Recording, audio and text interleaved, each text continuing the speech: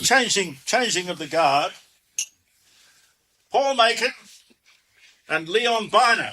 Now, I'll tell you what. Thank you, everybody. And we have a hell of a budget on this radio station to afford you two guys on the same show at the same time.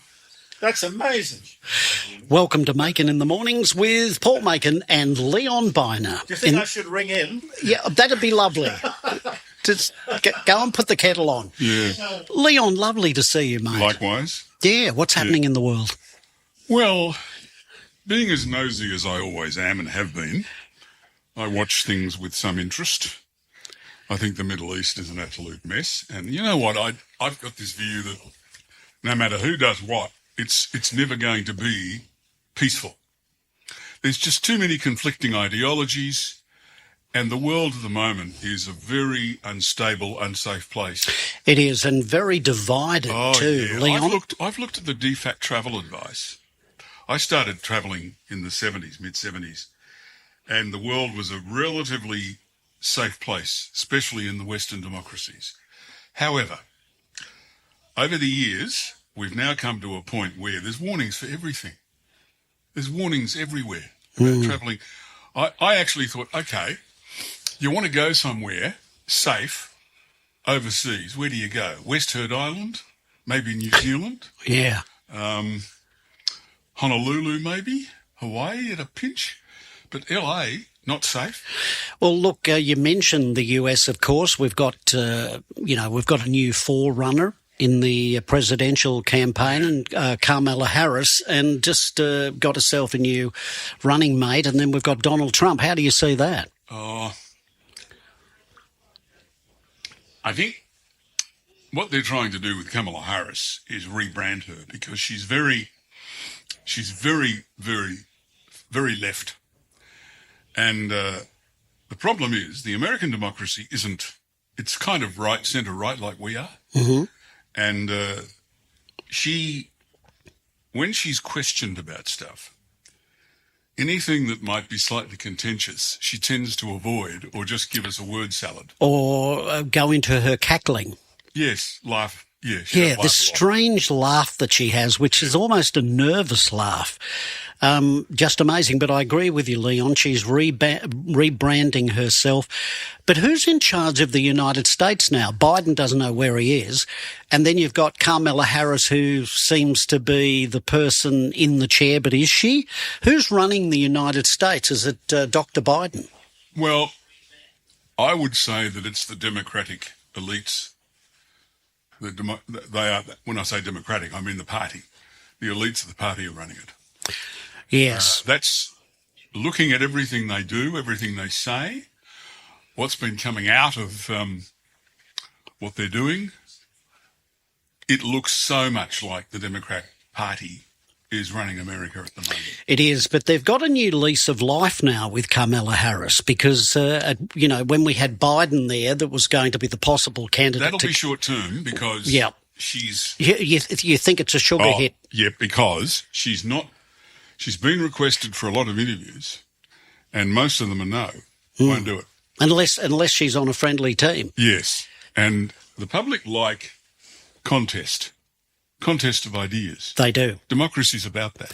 Do you know, Trump can win this if he sticks to policies, if he sticks to the immigration. That's what his advisors are telling him to do. The economy, because she has no substance. Their illegal immigration problem is massive. It is. Oh, it's massive. And, it's a similar thing here in Australia. We just seem to be bringing in migrants for the sake of getting jobs, but they're taking jobs from already people who are here legally, and we're getting illegal people still coming into the United States. Problem, of course, demand on housing. Yep. Same here. But how's some people have been saying to me that the future is a new world order, that one day we will have one government. Now that might the only way that'll happen is through tyranny.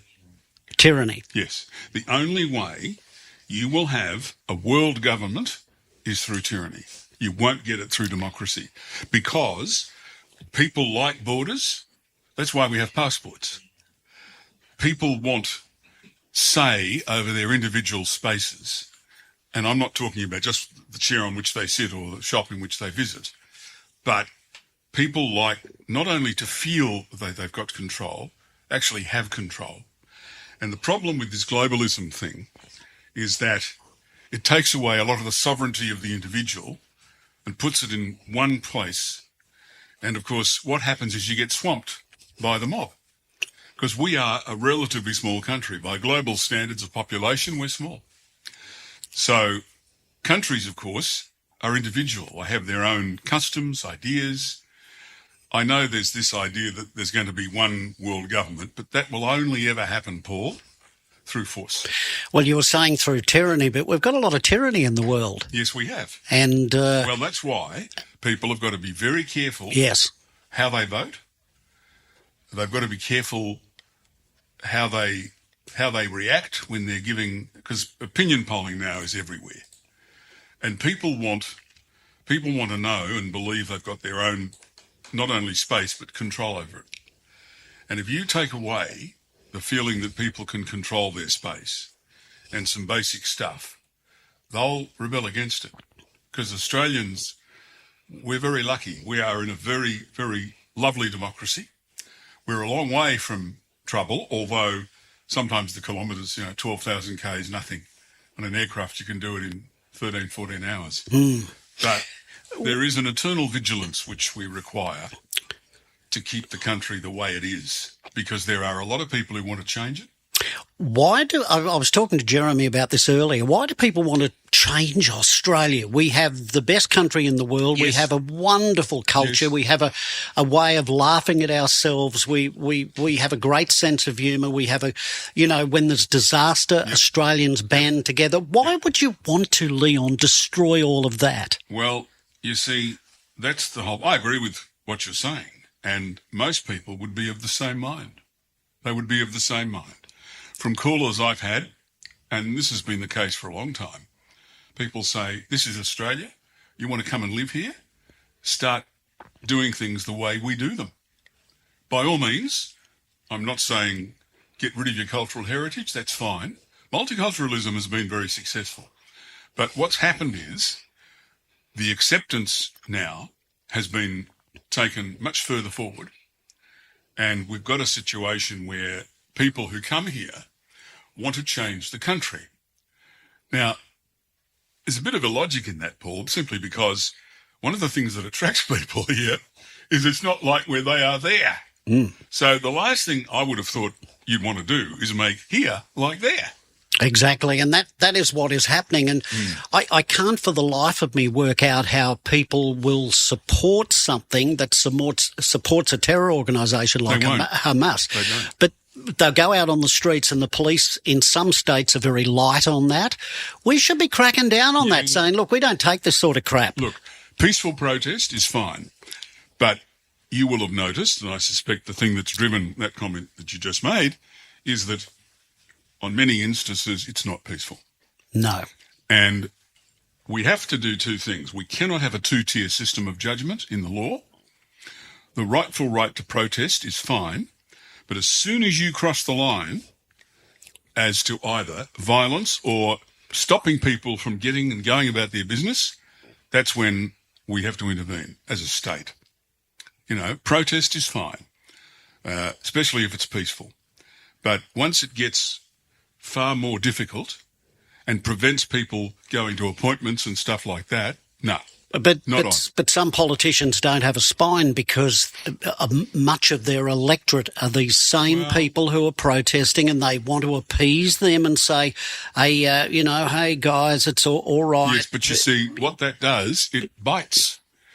That appeasement creates a situation where the general population then resent those that these politicians that you call spineless, and I agree, want to appease. So we've got to have a common... See, the thing that makes democracies work and effective is common values. If you start unravelling that cohesion, you're in for a big trouble. We've seen it time and time again. For Australia's been successful because the people who've come here have, up to now, mostly have said, okay, we like what you guys believe and what you guys do, and we like the way you guys think, cut me in. But once it gets to the point where it's said, well, hang on a minute, doesn't really suit me now, I want to change it, that's different. That's different. I mean, you know, we look back at Australia, and I think the first time I ever saw anything like a terror attack was in Sydney many, many moons ago in the 70s when the Hilton bombing, which was awful. But, you know, we now have, you know, it's been risen now on the state of awareness as far as, you know, probable. Yeah. The Prime Minister's saying, well, look, probable doesn't mean it's going to happen. But I would have thought, you know, Australia was so far from that, and yet here it is on our doorstep. To be honest with you, I have a lot of respect for Albanese as a person. I know him, not all that well, but I know him superficially. And he's always come across to me as a reasonable bloke. But I worry about those people in his ear, because I think there's a saying that's quite famous: the price of democracy is eternal vigilance. And it looks to me as if we've given a bit of that up, and we shouldn't do that, because the thing that attracts people here is the thing that some activists don't want or want to dismantle, which doesn't make any sense. Makes no sense. We are a peaceful country. We are a tolerant country. And we do have a good philosophy of live and let live. And we should protect it. You were saying that you think he's a good bloke, but I think as a PM, as I said to Jeremy earlier, I think he's a dud. He's the worst Prime Minister that in my living memory. Well, I can understand you saying that. He's not a Prime Minister that puts his foot down. No, and he's not a statesman either. Well, you're not going to be a statesman if you don't put your foot down. True. Because you've got to stand for something. And whatever it is you choose to stand for, you've got to say, this is my position. I'm not going to waver from it. That's it. He hasn't done that. No, he's a populist Prime Minister. Well, polling is not working for him at the moment. No, it isn't. But then you look at Peter Dutton. Some people say Mr. Potato Head, bland politician. But so far with Peter Dutton, I've found that he is decisive. He seems decisive. He makes a decision, nuclear being an example of going for nuclear. At least he stands for something. His popularity and acceptance is on the rise. His polling is quite good. But do you think it should be people just saying, well, look, you know, I just don't like the look of him? I mean, that shouldn't be. I mean, I can remember going back to John Howard, you know, when we used to say little Johnny Howard with his glasses and that, and he ended up one of the best Prime Ministers we've ever had. Absolutely. Yeah. So Peter Dutton maybe will grow into the job, you feel? There is every likelihood he will. I've had a reasonable amount of contact with him, and the one thing I notice is that he does take ideas on board, because I listen to what callers say, and some of them have got some tremendous opinions and ideas, and when I get the opportunity, I feed it through. I always do. Maybe he'll grow into it. Can I just interrupt for 1 second? Can I get you to move your car? Yes. I'll keep your seat warm. I love this radio show. This is like... Yes, if you want to do a view. Come straight back, come straight back, come straight All right, Jeremy back in a tick. Let's go surfing now. Everybody's learning how. Come on a safari with me.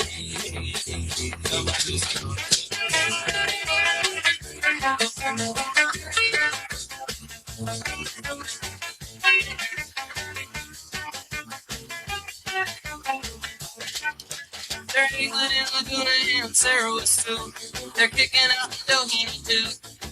I tell you, servants running wild, it's getting bigger every day. And Jeremy Cordeaux is back. Leon's got to move his car. It's one of those little live things on a radio show that just kind of happens around the dining room table. I just love this. I love this radio show. It's like, you know, Leon, can you move your car, please, mate? Somebody needs to get out of the driveway. There's no formality. I love it. There's no formality. I love it. But going back to the immigration thing, I mean, that is an issue in Europe. It's an issue in America. It's an issue in England particularly. The extraordinary thing is that the authorities who seem to have a completely different agenda to the general public, don't get it. They don't realise they're going against the will of people. Now, immigration is fantastic. Australia was built on immigration, but it was built on immigration that was of a sensitive, sensible nature.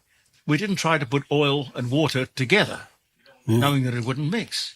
And in those days, we had the Italians, the Maltese, the Greeks, amazing success with multiculturalism. Well, the oil there, of course, was olive oil. And that works very, very well. Certainly does.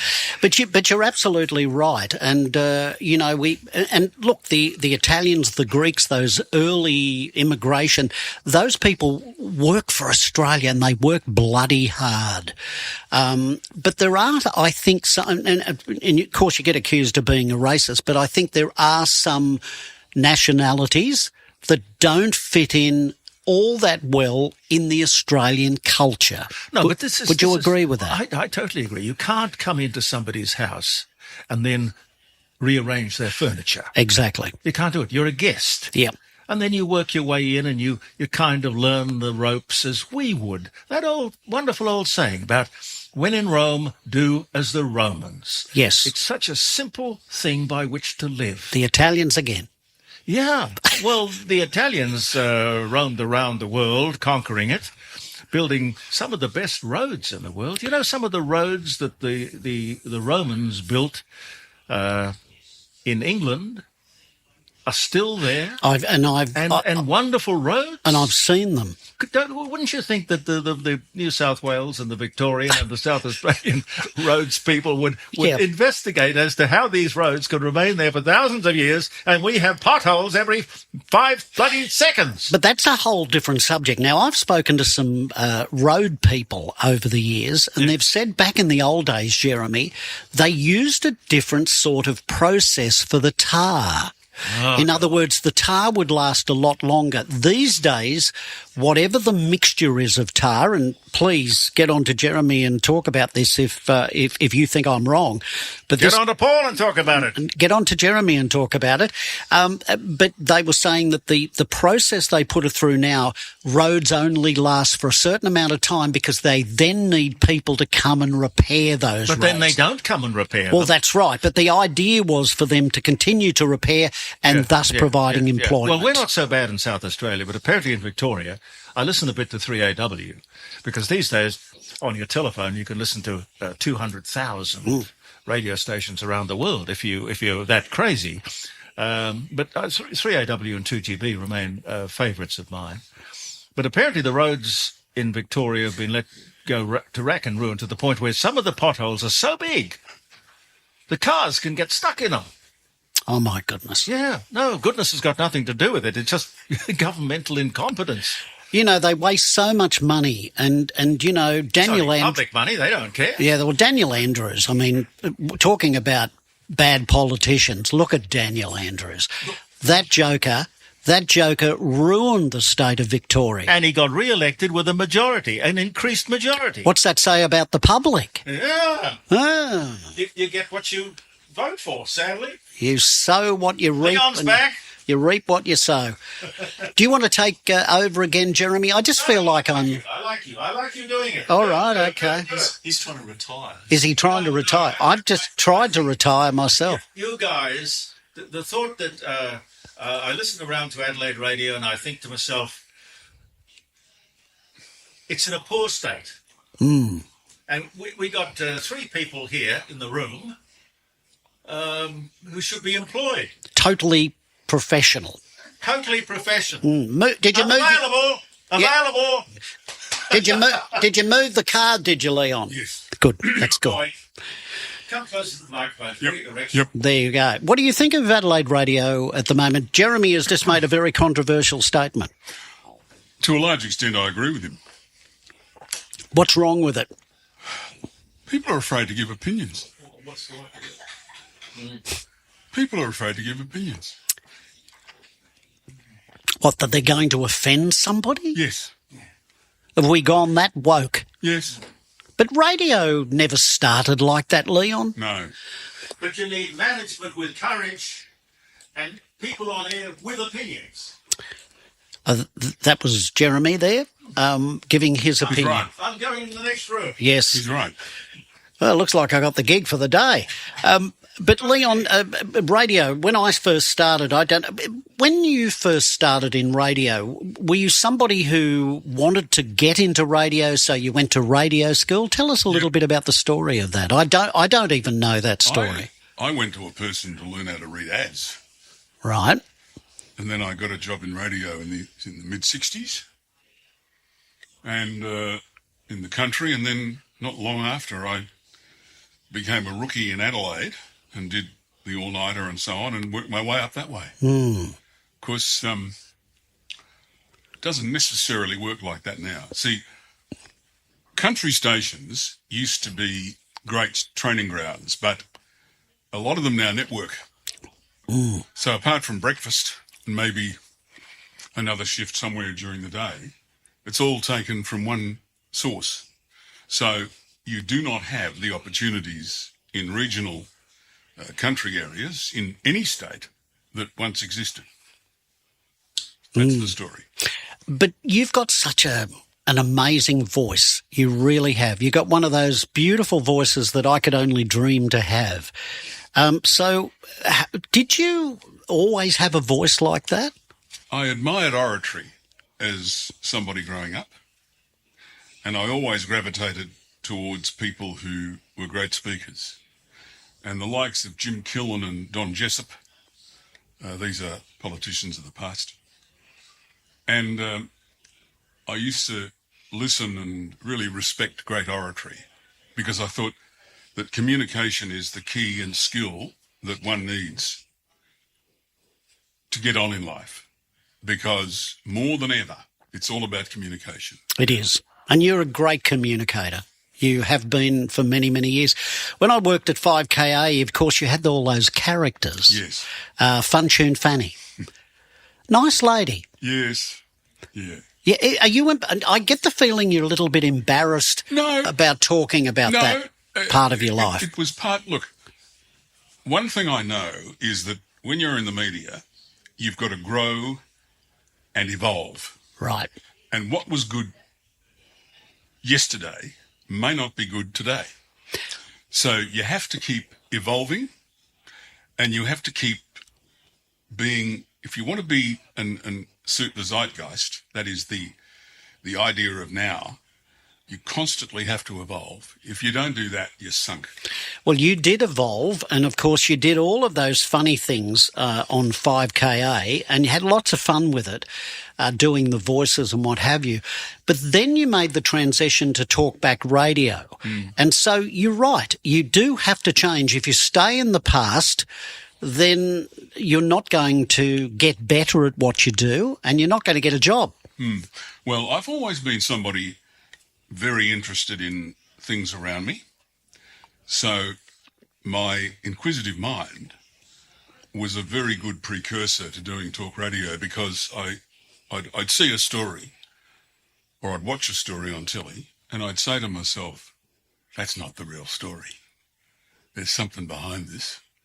And, 9 times out of 10, when I started looking, I was right. And what wasn't being said was actually the story rather than what was. And, of course, you had seemed to have a direct line to a lot of politicians as well. In other words, people who rang the station and said, look, I'm in trouble here. Yeah. You were able to put them on to the politician and put the politician on the spot. When people ask me. Yeah. And so over the years, you would have helped a lot of people, Leon. How does that make you feel? Oh, well, I think I have a nice feeling when somebody rings in trouble and they need help. And I've got a good black book. And so to be able to go home, pat the dog and say, you know what, I've earned my keep today, is a nice feeling. Because it isn't really about me, it's about you. And so when you do radio, you're talking to a community, and for many people, you're the only connection to the outside world they've got, and that's becoming increasingly the case. So you've really got to make sure that you fulfill that need well. And I've always been one that no matter what my opinion is, I'm happy to give it. But I always like to get one opinion here, one opinion there, and not so much create arguments, but rather contest ideas. And people like that. So whilst I might have an opinion on many things, it's not just about that. It's about, okay, let's get an expert from this side, let's get an expert from that side. Let's put this up for discussion. And you know what? I reckon you get the best radio out of that. I agree with you. What's your IQ, Leo? Oh, I've never had it. I reckon it's super high. Maybe. I say that with the greatest respect because sometimes when I was talking to you in a private conversation off air, both at KA and AA, I felt I was out of my depth a bit because you think things very deeply. Would that be true? I think it's more, I'll think of something in a range of possibilities or ideas. It's not just black and white, up and down, flat or straight. Everything's got its crinks. Nothing is ever simple. It can come across that way, but it never is. There's always something behind a situation. So when a caller would ring me and say, listen, I've got this, and this going on, and I'm thinking, I know, I'll pick an expert or somebody to refer them to that can look at that side of it. Because sometimes it's the old X-Files saying things are not always what they seem. And the truth is out there. Yes, and that's true. Yeah. That is very true. But you have a great mind. You really do. And I used to listen to you on AA and you'd get into subjects so deeply and I'd think to myself, I couldn't do what you do. I might do talkback, but compared to you're sort of up there with your mind. It's an amazing mind. Had you not been a radio announcer or been a radio broadcaster, what would you have done? Probably been a doctor. There you go. Probably a doctor. It would have been a specialist? Yeah, because medicine interested me, because I always used to, I used to be fascinated by some of the new things. I keep a very close eye on new inventions and how not to get flus and all this sort of stuff. Ooh. And science is incredible. I have an interest in science in general. And when they brought out antivirals, for example, because the traditional thinking used to be that if you've got a virus, we can't help you. Just take a Bex and a Codral and lie down. But things are a little more sophisticated now. But, there was a time not long ago, and many will remember, that antiviral medication didn't exist. Didn't exist. Or, if it was there, it had too many side effects. That's been well perfected now. You're the sort of bloke, as if I went to school with you, I'd want to see your finished exam paper because it'd kind of be 100 out of 100. Oh, I reckon you're pretty good at... I don't know. My school grades, some were good, some were pretty ordinary. What were the good grades? Maths. Oh, see what I mean? But geography was awful. Yeah, well, see, maths was my worst, and that's what I'm telling you. You have a brain. If you're doing it for maths, you would have probably ended up a doctor had you applied yourself. Yeah. Yeah, I just think that I haven't got the discipline to do the study. 6 years of study is not something that I don't reckon. I just don't think I could do it.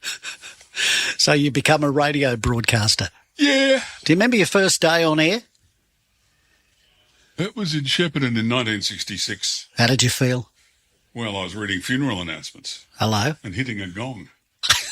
And thought, no. Well, the people you were talking about had hit a gong too. They'd gone. But were you nervous? Because I can remember the first time I went on radio reading news at KA. I'd been on 5DN before that. But when I was reading on KA, I would break out in a sweat until I went on. And when I went on, I was, please, God, make it more than an hour for the next one because I was so nervous. Were you nervous? Yes, I think I was. Yeah. It's hard to believe now. You get over it quickly. Yeah. Because now, because I'm a nosy person and I do a lot of reading and certainly watch what's going on in the news and listen carefully, and I'm just an inquisitive mind, I have a reasonably good grasp of what's going on, how and why, and I find that very helpful, because what the community needs sometimes is people to explain things, because in a simple way. Yes, there's the lowest common denominator. There is a deliberate, for many things, there is a deliberate attempt to disguise things by making them appear complicated when in fact they're not.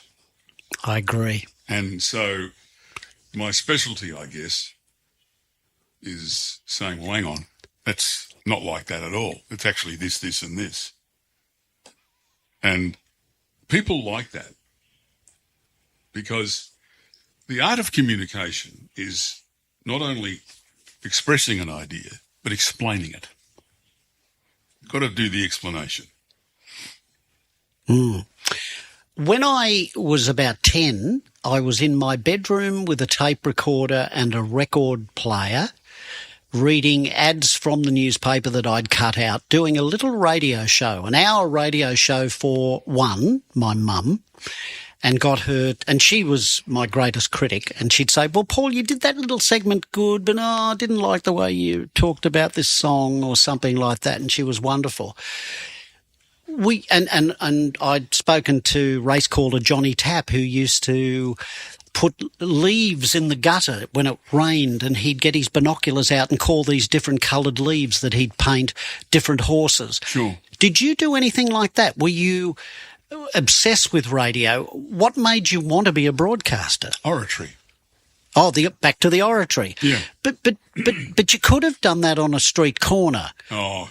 Well, you could have. You got a soapbox. Busking, yeah, but, you've got a very limited audience. Okay. Yeah. But you could have been, say, a politician. You could have been in Parliament doing that. I would find being part of a party difficult because I would have to either say nothing about something that I didn't agree with, which is very difficult, or be wishy-washy.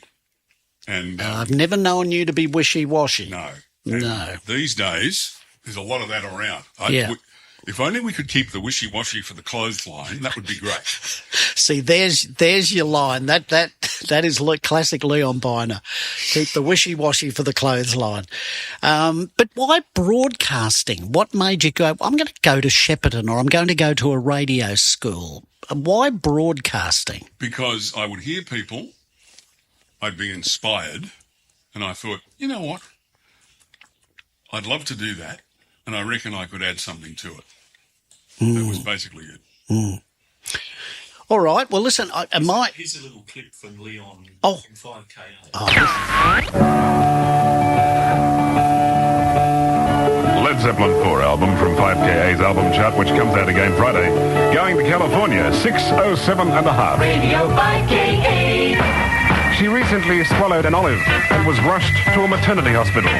With a figure like that, she could only have been one person, the Witch Queen of New Orleans. Mari, Mari, da-do-do-do. She'll put a spell on you. Mari, Mari, da-do-do-do. She'll put a spell on you. The Witch Queen of New Orleans, Redbone. It's now 6:10. Direct from Melbourne, that great group. Phoenix, Winston Charles, Tollgate Hotel, Glen Osmond. Radio 5KA.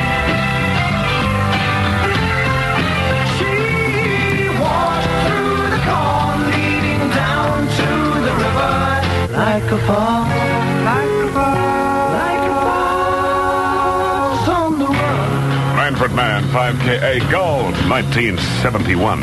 Fox on the Run. It's 14 after 6 now. Hey, last winter, you know what me folks' teeth sounded like?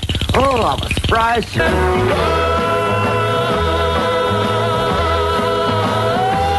Morrison's To Pillow Honey long play like a cannonball. 6:24 on 5KA. It's now 77 degrees. Tomorrow we can expect a fairly warm day. Upper 80s expected top. And tonight's low in the low 60s. Everyone seems to be... Wow. That voice. Amazing. Well, I've got to thank God for that. Yeah, no, it's a magnificent voice. It's just been an absolute pleasure talking with you, Leon. And these days, what are you up to? I give a bit of advice to some organisations, do a bit of volunteer work,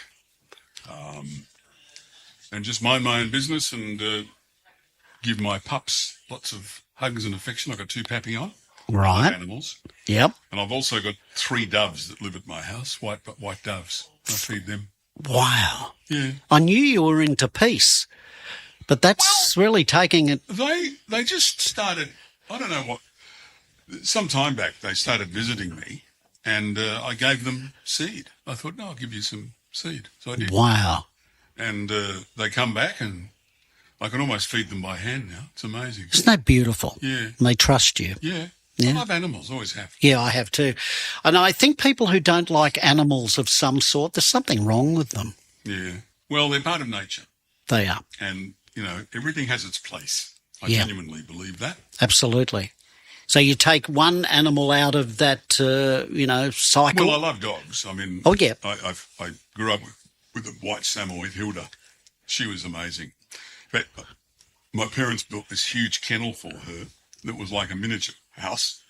And I would sit in that kennel with her for a long time when we go to sleep. Yeah, I've been in the doghouse as well. Yes. But know the feeling. Yeah. I know the feeling. Yeah. But, that's lovely and it's a light touch because, people see Leon Byner as this tough fighter for consumers, but there's that soft side of you as well, which I love. Well, the oldies sometimes get a pretty raw deal and I'll do what I can to help them because, often they're forgotten and even their own families don't spend much time helping them. So, and the only reason I say that is because when I was doing regular radio during the week, I would get a lot of communication, letters and stuff, handwritten and posted from some elderly people. And it became clear to me that they relied on me to get information on what's happening in the world and making sense of it more than I ever thought. So whenever I did anything, I would keep that in mind. God bless you, Leon. Absolutely fantastic. Great chatting with you. And Jeremy Cordeaux back in a tech.